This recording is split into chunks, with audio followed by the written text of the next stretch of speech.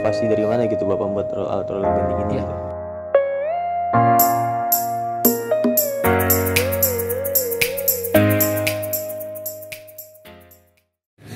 Oke, Assalamualaikum warahmatullahi wabarakatuh. Selamat sore. Kembali lagi bersama saya selaku panitia dari Engine Tune Up, yaitu di sub acara Expo Teknologi. Saya bernama Didik Budianto Mubarok. Saya dari Prodi Teknik Mesin. Nah, jadi sekarang kita akan sedikit mengulas atau mereview alat dari salah satu dosen yang ada di Teknik Mesin Universitas Singapura Bangsa Karawang, yaitu roller bending namanya.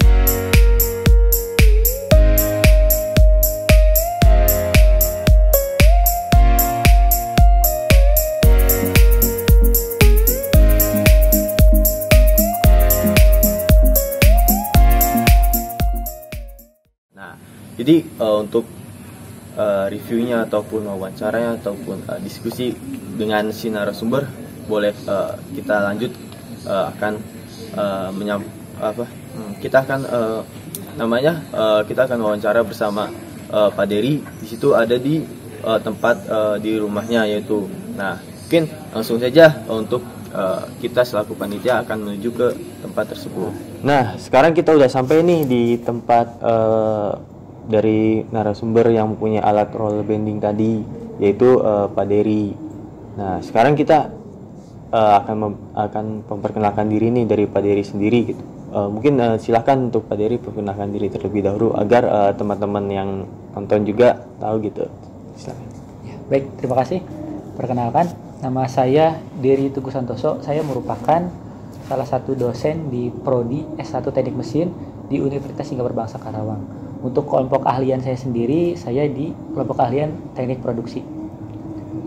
Oke, nah tadi sekian sedikit ibaratnya gambaran dari alat yang kita lihat tadi sebagai berikut gitu. Nah, di sini saya akan sedikit bertanya Pak mengenai alat roller bending ini Pak. Sebenarnya untuk alat roller bending ini secara garis besar tuh Pak, untuk fungsi dan kegunaannya itu untuk apa sih Pak? Baik, fungsi utama dari mesin roller bending ini sebetulnya menggabungkan dua fungsi menjadi satu fungsi di dalam satu produk, yaitu roller bending untuk material atau produk yang berupa pelat dan material yang berupa pipa. Nah, pada dasarnya di beberapa pelaksanaannya di lapangan itu kadangkala kita harus membentuk satu pelat atau satu pipa dengan sudut kemiringan dari bendingnya itu tertentu, misalnya 23 derajat atau 25 derajat tertentu. Nah, itu dalam satu perancangan di mesin itu kita tidak bisa membengkokkan itu secara manual. Makanya kita bantu itu dalam membuat dalam satu bentuk teknologi tepat guna tersebut, yaitu mesin roller bending, pipa dan pelat gitu. Nah, untuk kan misalkan ada bahan nih Pak untuk di bending itu Pak. Nah, Betul. Untuk material klasifikasi bahannya itu ada ini nggak sih Pak, kayak ibaratnya tingkatannya, misalkan roller bending ini hanya bisa membending kayak suatu material yang menggunakan material apa gitu Pak, ada nggak sih Pak? Ya, material yang dapat diproses dalam mesin roller bending itu pada dasarnya adalah material yang tidak terlalu keras, tidak terlalu getas. Itu masuk dalam kategori kalau di spesifikasi itu ke material karbon rendah dan karbon menengah. Nah, pada dasarnya itu adalah material-material yang masih dapat dibentuk tanpa mengurangi atau memperburuk dari kondisi material tersebut. Jadi gitu ya untuk materialnya. Nah, untuk bahan yang digunakan dalam pembuatan ibaratnya kayak intinya gitu Pak dari fungsi dari kegunaan roller bending ini tuh, bahan yang digunakan tuh apa ya Pak? Kalau itu. Bahan-bahan yang digunakan sebetulnya hampir mayoritas itu adalah material-material dari logam, di mana logamnya itu kebanyakan adalah logam-logam yang tahan dengan getaran dan tahan terhadap pembebanan secara dinamis. Karena pada prosesnya pekerjaannya itu roller bending itu bekerja terus-menerus sehingga menghasilkan getaran dan pembebanan secara dinamis. Nah, pada materialnya kita menggunakan untuk rangkanya sendiri kita menggunakan baja siku. Terus kemudian pada kontak yang mengalami kontak terhadap material dari pipa maupun pelat, yaitu adalah material yang dari stainless steel. Kita pilih stainless steel dengan tipe tertentu yang tidak mudah mengalami pemuaian atau perubahan bentuk. Nah, kenapa memilih stainless steel? Karena stainless steel merupakan memiliki tingkat kekerasan yang baik dan ketahanan terhadap korosi yang baik. Jadi berapa kali pun dia bergeser atau bergesekan dengan material produknya, itu masih aman untuk material dari rollernya gitu. Nah, tadi kan kita sudah sedikit menjelaskan nih Pak dari Bapak sendiri mengenai dari fungsi, tujuan sama bahan-bahannya. Nah, saya ingin tahu sebelumnya kalau untuk kenapa sih adanya alat roller bending ini gitu Pak?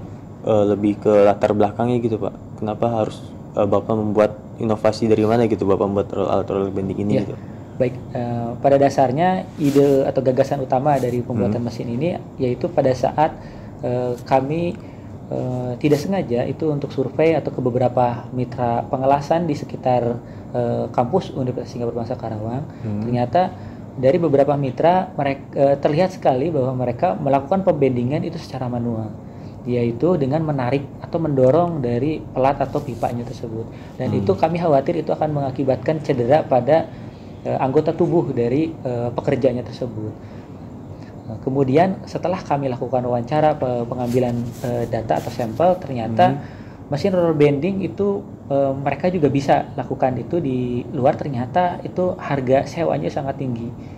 Harga sewa sangat tinggi, hanya bisa dijangkau oleh industri-industri yang besar.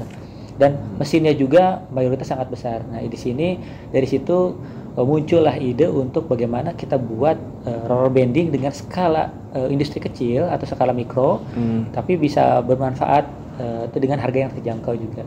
Yang pasti fungsi tetap sama, tetap dijamin secara kualitas. Nah mungkin dari tadi mengenai penjelasan mengenai latar belakang dari alat roller bending ini. Nah, jadi misalkan perbedaannya dari alat roller bending ini lebih ke ini sih Pak. Saya ingin nanya, kenapa kekurangan dari alat roller bending ini yang perlu dimodifikasi untuk selanjutnya gitu Pak? Yang kan Bapak sudah membuat nih alat roller bending. Nah, dari kekurangan alat yang sudah jadi ini ada nggak sih Pak lebih buat dimodifikasi gitu? Ya, baik.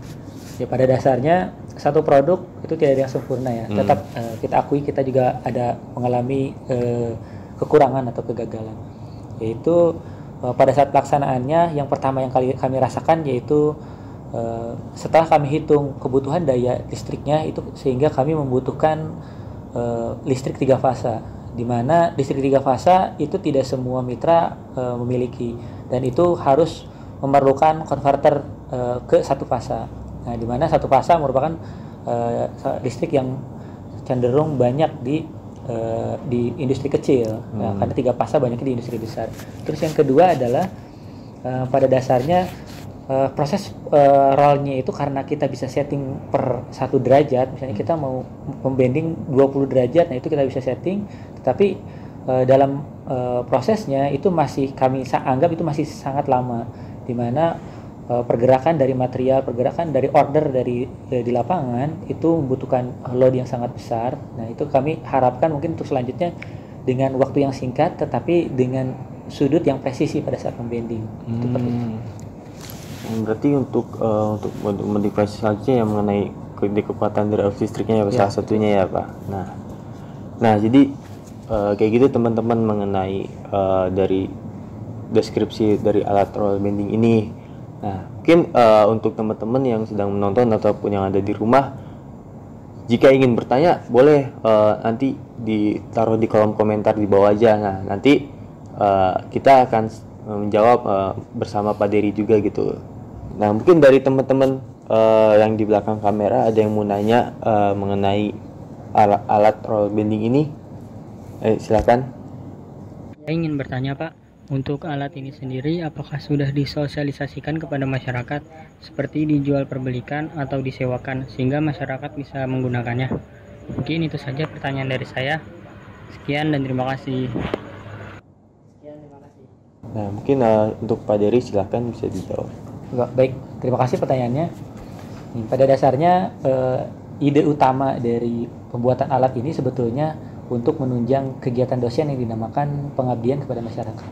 Jadi setelah alat itu dibuat, kita uji dan layak fungsi, kemudian alat itu kita sosialisasikan ke masyarakat. Salah satunya yaitu waktu itu kita sosialisasikan ke masyarakat desa, terutama pihak yang menggunakan alat tersebut, yaitu usaha atau UMKM dari Bengkelas. Nah, Bengkelas tersendiri kita tetap berdayakan Bengkelas yang ada di sekitar kampus kami, Universitas Singapura Bangsa Karawang, di mana tujuan kita adalah UMKM atau masyarakat sekitar itu merasakan manfaat dengan adanya universitas di sekitar mereka. Jadi intinya adanya universitas adalah memberikan manfaat. Nah, untuk sosialisasi tersendiri kita sudah laksanakan dan mereka merasa sangat senang dan bermanfaat. Nah, untuk alatnya tersendiri sebetulnya kita sudah membuat 2 produk, itu kan akan kita hibahkan ke 2 dari sekian banyak UMKM bengkel pengelasan. Nah, di mana dua-duanya itu sudah kita hibahkan, kita serahkan ke masyarakat, ke UMKM tersebut. Di mana untuk biayanya tersendiri itu seluruhnya itu dibebankan ke Kemenristek Dikti pada saat itu. Masih. Nah, jadi untuk wawancara mengenai alat lower bending ini mungkin cukup sekian Pak dari saya. Baik. Pak, dari kami gitu. Nah, untuk nanti ada sertifikatnya Pak, tapi kita nyusul ya Pak karena belum di print juga gitu. Nah, jadi cukup sekian dari kami. Mungkin ada kata-kata ini Pak terakhir atau buat motivasi teman-teman gitu di rumah. Baik. Buat membuat alat. Ya, mungkin kata penutup dari saya yaitu carilah inspirasi tidak harus dari sesuatu hal yang besar. Kalian bisa cari dari sesuatu hal yang kecil. Yang penting adalah bagaimana sesuatu hal yang kecil itu bermanfaat bagi orang lain. Terutama yang jelas orang lain merasakan manfaatnya, kita juga akan merasakan pahalanya. Gitu. Inovasi dari mana gitu Bapak membuat alat roller bending ini? Ya. Gitu?